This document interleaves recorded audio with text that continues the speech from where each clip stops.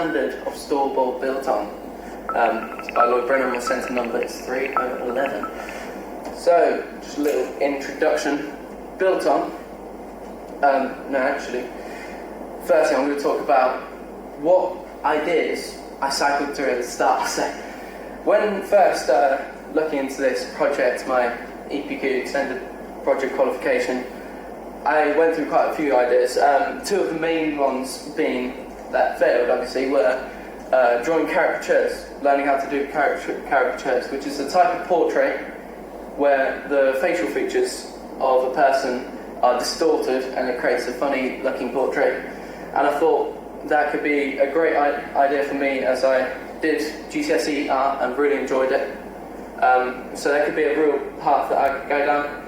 I then went to my supervisor with this great idea, hopes and ambitions, only to be let down by the OSG policy. So I'm not blaming myself, I'm blaming you. So it turns out that OSG does not allow faces to be distorted at any way. So I moved on to my second idea, an idea that I somewhat got inspired by my older brother, who created, for his EPQ, created a film. It was 39 Steps, a book, very good book, you should read it. But he created a long form film, yet he never really finished it because of the size and scale of the film. So I thought, why don't we scale it down a little and create a short film? My idea was to create a Sherlock Holmes short story, with the idea I had in mind, the book Speckled Band, which is a short story which only takes place in a house and a pub or eating area. And those are the only two scenes, which made it very accessible for me, because there was only two scenes, there was only 5 characters, I think.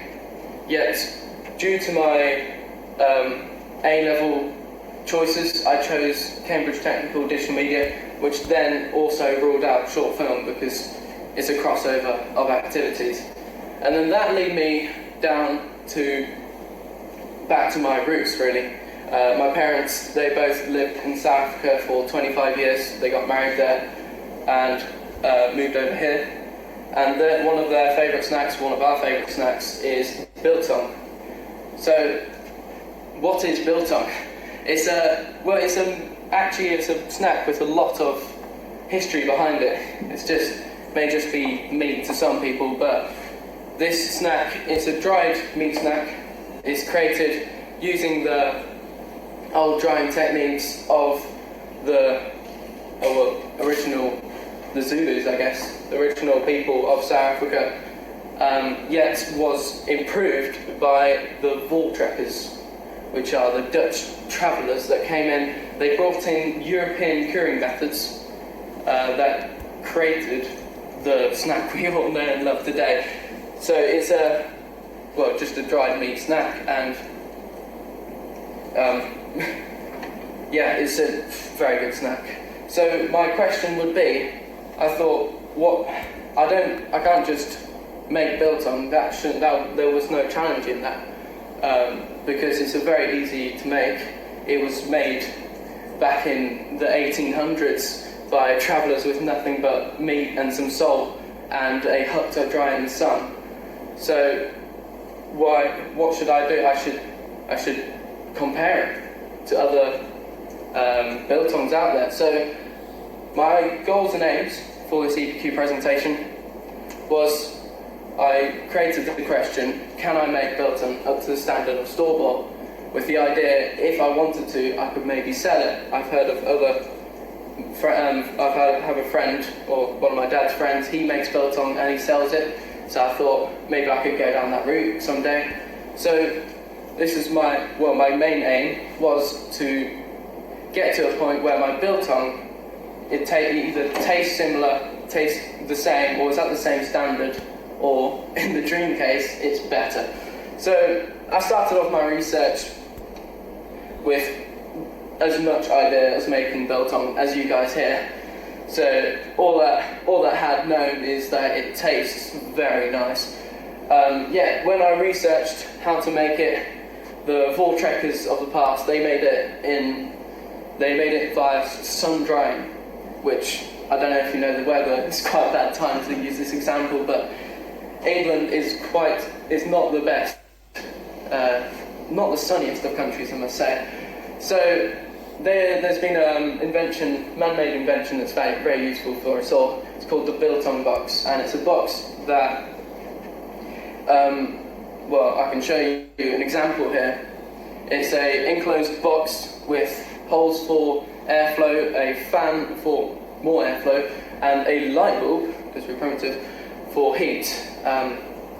So I had two options when looking at biltong boxes. We had this one, massive combo, only £89, where, well, I found out when researching biltong boxes, there was two paths you could go down. You could go down the cheaper route where it wasn't as high quality, but it was only around 90 to 100 quid.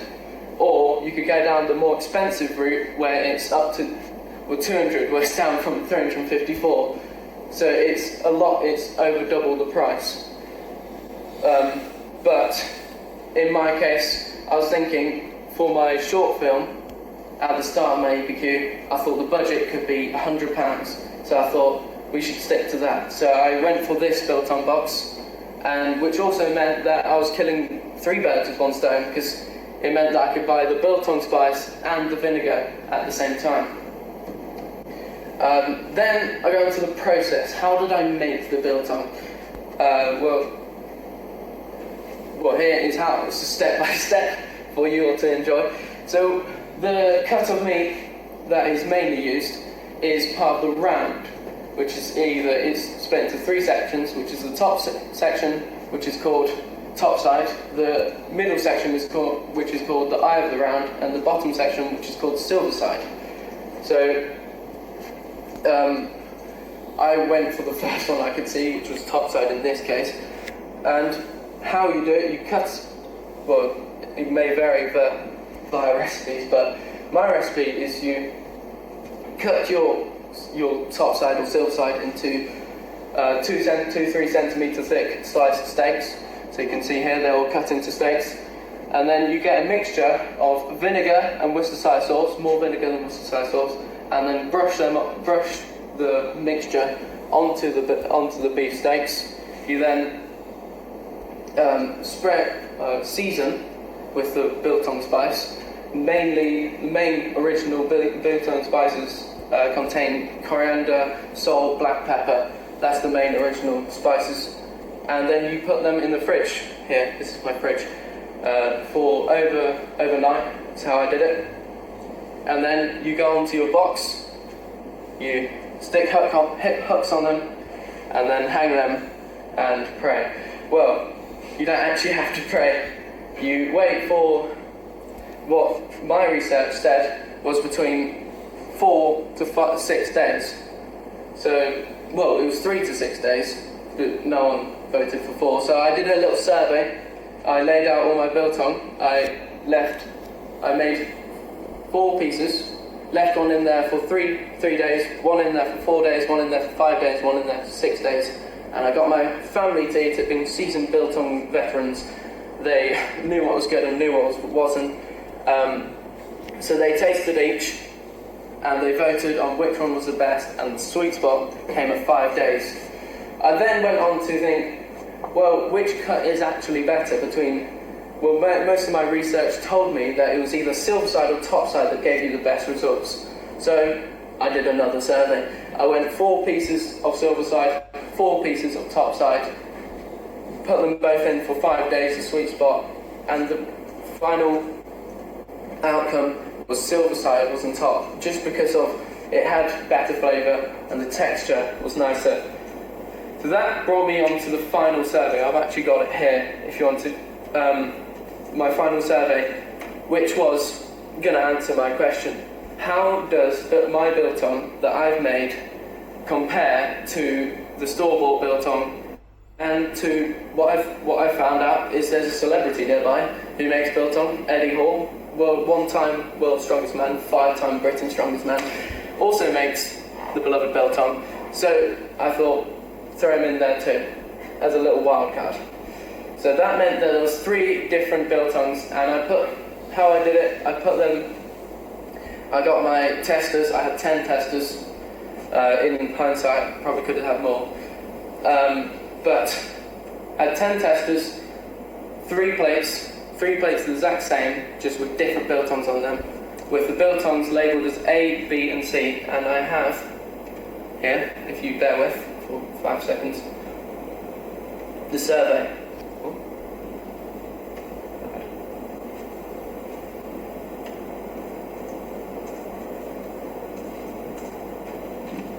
So here, I rated. I made my testers, willing testers, by the way, rate them all out of 5 under 5 categories. So they were appearance, smell, texture, flavour, chewiness, need to know that, and an overall out of 5. And then I gave them which one they would buy out of the 3, which one do they think is homemade, and how confident are they that it's homemade. So this meant that I would have quantitative data that I can create averages with, and this is exactly what they did. So without telling you, because that would ruin the fun for you, which one was my biltong, I'm going to show you the data. If you want to play a game, you can guess which one's mine if you want, or no. It's up to you. So here we are. As you can tell, here's the different averages. So it was actually quite fairly split out, the different categories, with C taking home appearance and also chewiness, B taking home texture and flavour, and A taking home the smell overall. So they all had their own little accolades. This was over 10, so this is overall averages. And then with an average overall, B came out on winner, which is also represented with A coming close behind, but C really falling off there. This is also actually shown in the overall averages. So we got all the data, so we got all these numbers together and made an overall average, with B being the best, A close behind, and C leagues below. So this was actually shown in what people chose, which biltong they would buy. So they both thought, most people thought biltong A and B, with 4 people respectively choosing that. Yet the interesting thing, the only difference came when they thought which one did they think was homemade, with all but one thinking it was biltong B, the winner of the thing. And if you want any doubt, they were either confident or very confident. And I'm not trying to brag here, but does anyone want to guess which one was my homemade? Any ideas? I didn't know that. B. It was B. It was B, and I really took home a massive W there. I don't know what they were thinking. They were only somewhat confident. So that actually concludes my research, and showing that actually, yes, I did complete my thing. Arguably, no, I didn't. I didn't get to the standard. I got better. So we're always here to step above. There was some challenges on the way, especially to my wrists, because as you can see in the first slide, I was using a big knife.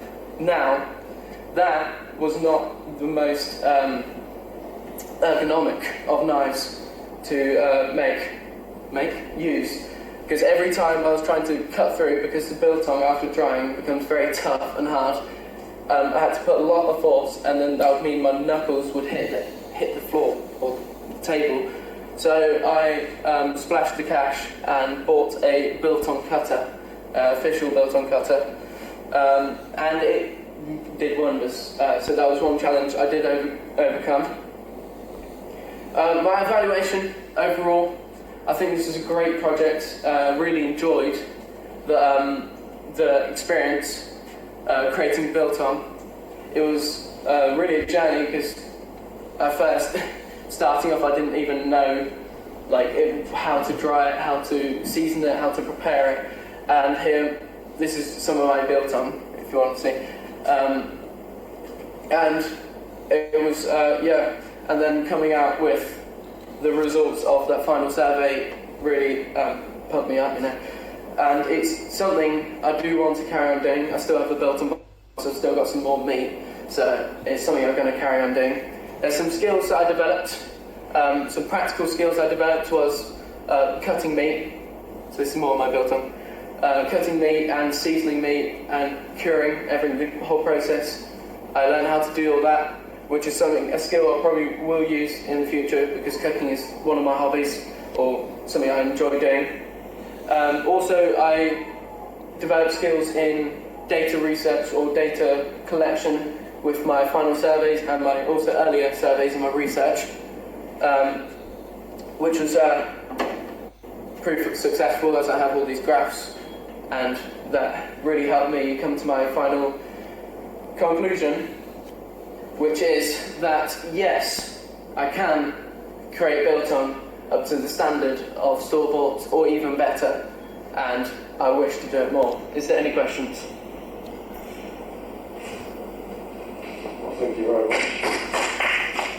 I've got a question for you, Lloyd. Go on. Just a quick one. How did you arrive at the survey categories? So you said flavour, tunes, those kind of things. How did you arrive at what was valued in it? Well, I first asked my family what they'd like in biltong, what the most important things are, and well, first of all, with any food, the appearance has to be good, because that's the first step. You're not going to look at something that looks horrific and think I'm going to put that in my mouth and digest it.